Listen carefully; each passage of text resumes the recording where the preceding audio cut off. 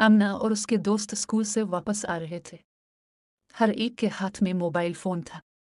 नई वीडियोज़, नए चैलेंजेस और सोशल मीडिया का जुनून लिए उनकी रोज़मर्रा की आदत बन चुकी थी।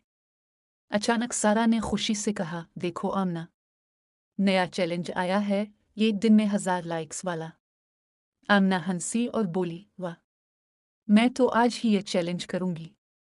शाम होने को थी। आमना अपने कमरे में मोबाइल कैमरा सेट करके वीडियोस बना रही थी। अम्मी दरवाजे से देख रही थी कि बेटी कब से फोन में मगन है। आमना ने खाना नहीं खाया। होमवर्क भी अधूरा रह गया।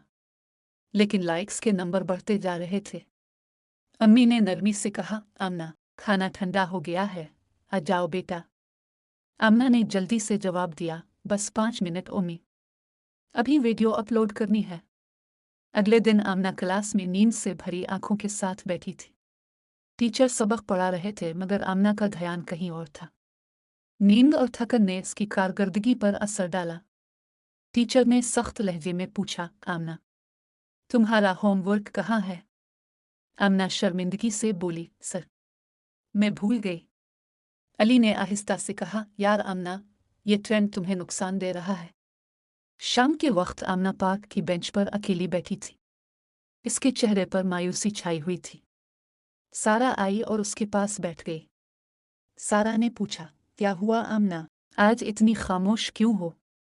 आमना ने आहिस्ता से कहा, मुझे लगा था कि मशहूर होने से खुशी मिलेगी, लेकिन अब समझ आया कि मैं अपना वक्त खो रही हूँ।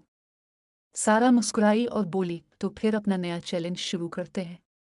एक अच्छा काम रोज चैलेंज। आमना के चेहरे पर मुस्कुराहट लूट आई, वाह, ये ट्रेंड सबसे बेहतरीन होगा। कुछ दिनों बाद आमना बदल चुकी थी।